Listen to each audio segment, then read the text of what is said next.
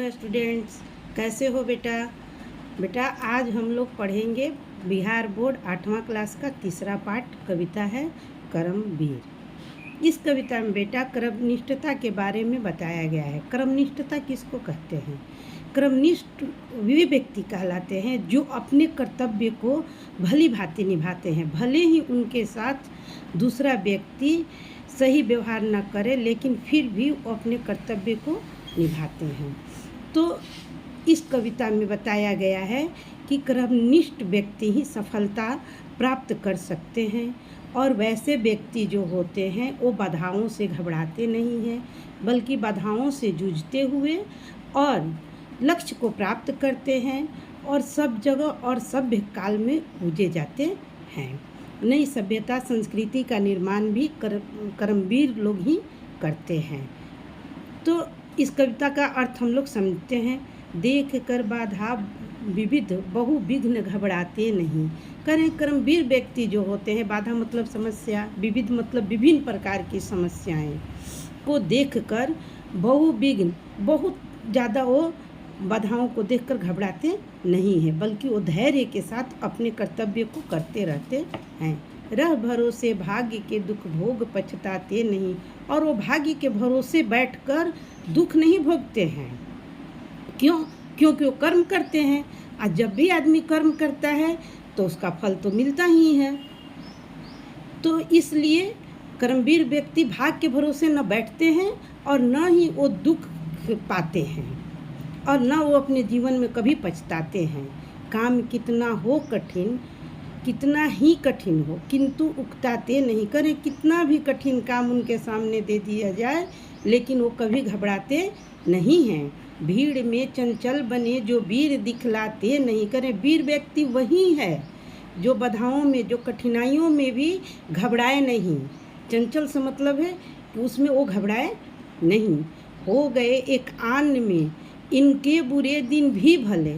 आन मतलब होता है बेटे संकल्प। जब वो एक संकल्प ले लेते हैं किसी काम को करने के लिए, तो उनके बुरे दिन भी अच्छे दिन में बदल जाते हैं। जैसे मान लो तुम ही लोग को हम कह देते हैं कि तुम लोग पास नहीं करोगे, यही चीज़ तुम संकल्प ले लेते हो कि नहीं मुझे पास करके दिखाना है, तो उसी दिन से तुम पढ़ लिख के आप बहुत अच्छे नंबर से पास करते हो।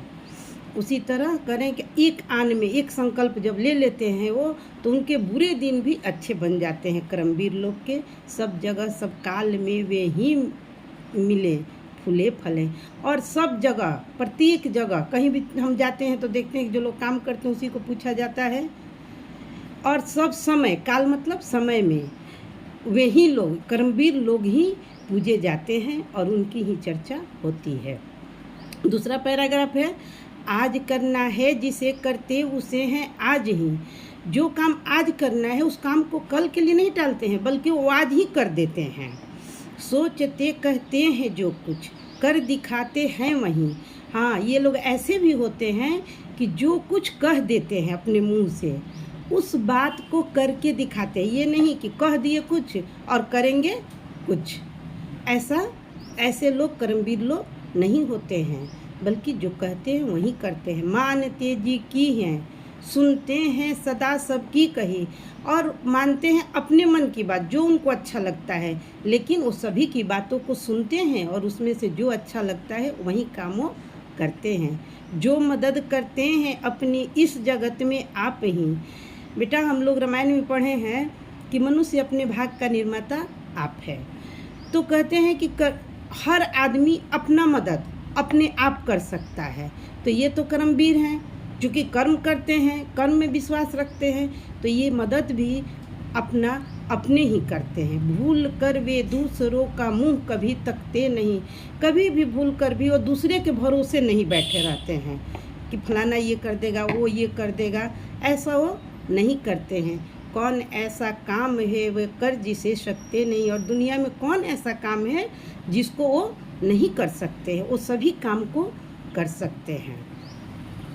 तीसरा पैराग्राफ, जो कभी अपने समय को यूं बिताते ही नहीं। करें को अपने समय को व्यर्थ बर्बाद नहीं करते हैं कि बैठ के अपना समय बर्बाद कर दिए। काम करने की जगह बातें बनाते हैं नहीं।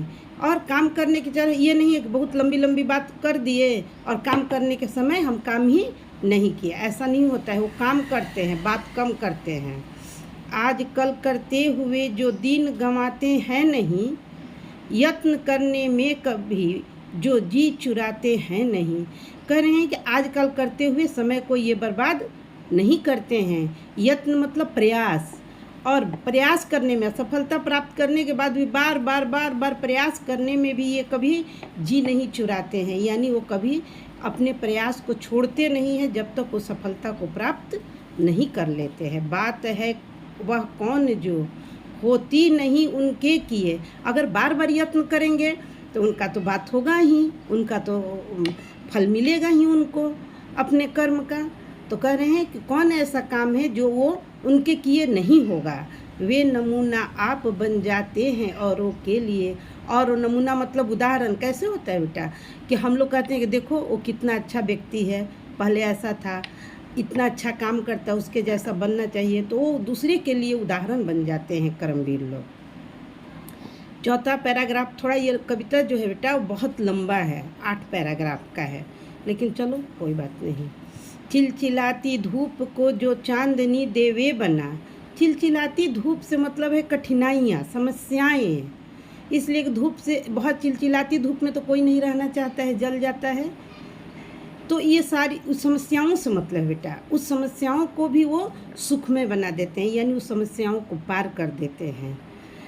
काम पड़ने पर करे जो शेर का भी सामना। शेर के सामने मतलब जो भी अगर ज़रूरत पड़ जाए कि कठिन से कठिन परिस्थिति का हम सामना करें तो सामना कर लेते हैं, यानी कठिनाइयों को देखकर भी वो कभी घबराते नहीं हैं।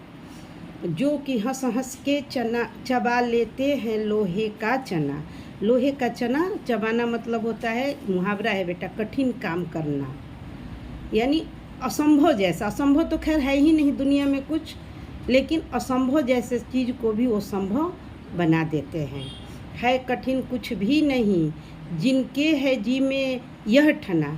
उनके मन में ये ठना है कि दुनिया में कुछ भी कठिन नहीं है, सब चीज़ आसान है, सब काम हम कर सकते हैं। कोस कितने ही चले पर वे कभी थकते नहीं। कितना भी कोस वो चल दे, यानी कितनी भी कठिनाइयों को पार कर दे, लेकिन वो थकते नहीं है, बल्कि वो बिना थके लगातार अपने कर्तव्य को करते रहते हैं। कौन सी है गांठ जिसको खोल वे सकते नहीं। और गांठ मतलब यहाँ समस्याएं से मतलब है कि कौन सी ऐसी जीवन की समस्याएं हैं जिसका वो समाधान नहीं कर सकते हैं। अगला पैराग्राफ, काम को आरंभ करके यो नहीं जो छोड़ते, सामना करके नहीं जो भूल कर मुंह मोड़ते। कह रहे हैं कि जिस काम को आरंभ कर देते हैं, कौन, जो व्यक्ति कर्मवीर होते हैं, कर्मनिष्ठ होते हैं, वो काम को आरंभ करके बीच में नहीं छोड़ते हैं, उसको पूरा करके ही छोड़ते हैं। और कभी भी दूसरों का मुंह नहीं, उस समस्या से उस काम को छोड़कर जाते नहीं है। मुंह मोड़ने से मतलब बेटा कि उस काम को बीच में छोड़ते नहीं हैं, सामना करके कभी उसको छोड़कर वो नहीं जाते हैं। जो गगन के फूल बातों से वृथा नहीं तोड़ते, संपदा मन में करोड़ों की नहीं जो जोड़ते। कह रहे हैं कि गगन के फूल यानी आसमान में फूल बातों से वृथा, अब आसमान में तो फूल फूलता नहीं है, तो बात से बड़ी बड़ी बातें करके और हम बेकार की बातें करके अपने को दिखाते हैं कि हम बहुत महान हैं। ऐसा वो नहीं करते हैं, बेकार की बातों को नहीं करते हैं, और खाली बैठ के मन में विभिन्न प्रकार के नहीं रचते हैं कि हम बहुत ज़्यादा धन कमा लेंगे, ये हो जाएगा, वो हो जाएगा, बल्कि वो उस काम को करते हैं। बन गया हीरा उन्हीं के हाथ से है कार्बन। कह रहे हैं कि वो इतना परिश्रम करते हैं कि पत्थर को जो हीरा बनता है उन्हीं के हाथ से, उनके परिश्रम से वो जो होता है हीरा बन जाता है, यानी अपने परिश्रम से वो हर काम को संभव बना देते हैं। कांच को करके दिखा देते हैं ये उज्जवल रतन, और शीशे को ये अपने उसको रगड़ के उसको अपने परिश्रम से रत्न बना देते हैं। यानी किसी भी कठिन काम को वो कर लेते हैं। दूसरा है पर्वतों को काट कर सड़कें बना देते हैं वे। कर्मवीर व्यक्ति पर्वतों को काट कर भी सड़क बना देते हैं। जैसा कि तुम लोग दशरथ मांझी का कहानी सुना होगा। उसकी पत्नी जो मर गई थी इलाज के अभाव में, वो अकेला पर्वत काटने चला। उसका कहानी तो बेटा बहुत प्रसिद्ध है, तुम लोग जानते भी होगे। वो भी कर्मवीर थे। यहाँ उदाहरण देते हैं कि वो पर्वत को भी काट कर सड़क बना देते हैं। सैकड़ों मरुभूमियाँ में नदियाँ बहा देते हैं वे, और मरुभूमि में भी वो जल ला देते हैं अपने कर्म से, प्रयास से। गर्भ में जलराशि के बेड़ा चला देते हैं वे। जंगलों में भी महामंगल रचा देते हैं वे। और कह रहे हैं कि जलराशि, बहुत बड़ी जलराशि में भी वो अपना नाव तैरा देते हैं, यानी वो बड़ी बहुत समस्याओं में भी वो निकल जाते हैं अपने कर्म के द्वारा। यहाँ बेटा बस कर्म के बारे में जितना भी उदाहरण दिया गया है, जैसे नाव में नदी में नाव जब चलती है तो उसको नदी के साथ जो समस्याएं आती है तो उसको पार करना पड़ता है, उसी तरह से। और जंगल में भी ये मंगल मनाते रहते हैं। भेद नभतल का उन्होंने है बहुत बतला दिया है, उन्होंने ही निकाली तार की सारी किया।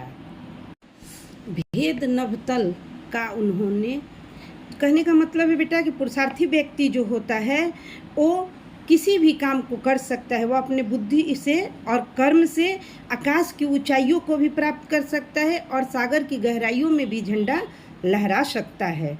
यानी जब हम पूर्ण विवेक और निष्ठा से कार्य आरंभ करेंगे तो हमें सफलता मिल जाएगी।